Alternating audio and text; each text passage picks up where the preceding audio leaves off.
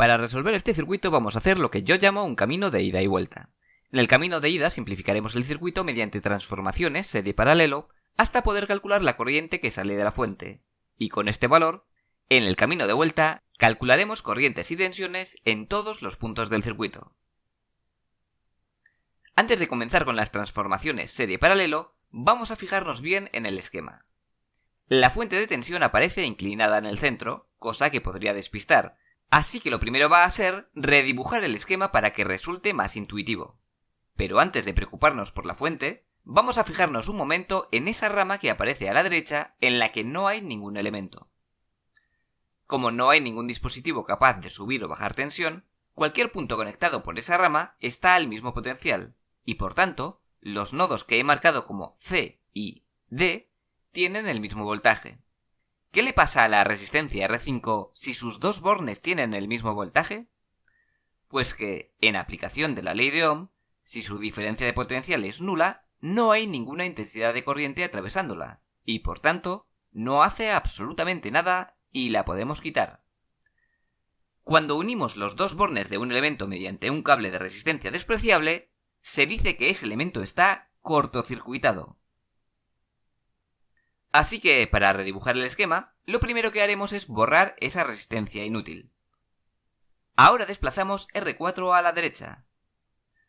Colocamos la rama del medio en vertical y desplazamos R2 a la izquierda, para dejar el esquema más ordenado.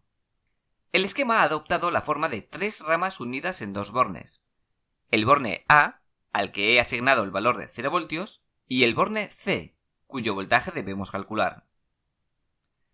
Fijaos que el nodo D ha desaparecido.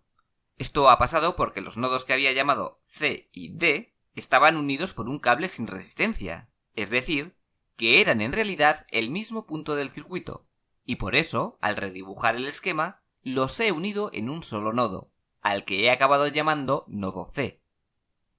Para que el esquema eléctrico quede más bonito, voy a dejar la rama de la fuente a la izquierda. Es importante reconocer que con esta transformación el circuito no cambia, ya que cada elemento sigue conectado al mismo nodo. Las tensiones en cada nodo y las corrientes en cada rama no cambian, así que, aunque el esquema adopte formas diferentes, el circuito sigue siendo el mismo. Ya estamos listos para comenzar con las transformaciones serie paralelo. R1 y R2 están en serie, así que calculamos su equivalente sumando sus valores. Esta resistencia equivalente de 60 ohmios está en paralelo con R4, así que calculamos su equivalente mediante la fórmula que vimos en el tutorial de teoría, obteniendo un equivalente de 15 ohmios. Y este nuevo equivalente está en serie con R3, así que sumamos sus valores para conseguir un circuito con una sola resistencia.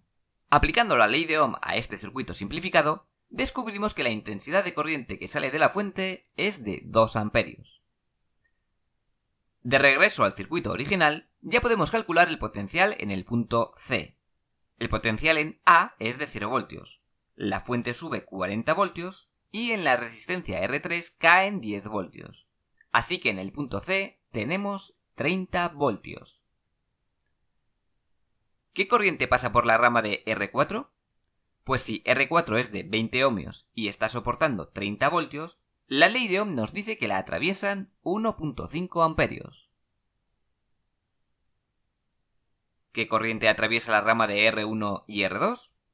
Pues si la resistencia total de esa rama es de 60 ohmios y está soportando 30 voltios, la ley de Ohm nos dice que 0,5 amperios. Una forma de comprobar los resultados es valorar las corrientes que entran y salen del nodo C o de cualquier otro nodo. Desde la rama de la fuente están entrando al nodo C 2 amperios, de los cuales 1,5 se van hacia la rama de R4 y el resto, 0,5, se van hacia la rama de R1 y R2. Si lo que entra no fuera exactamente igual a lo que sale, tendríamos que empezar a buscar un error en nuestros cálculos. Muchas gracias a todos por ayudarme a seguir haciendo estos vídeos.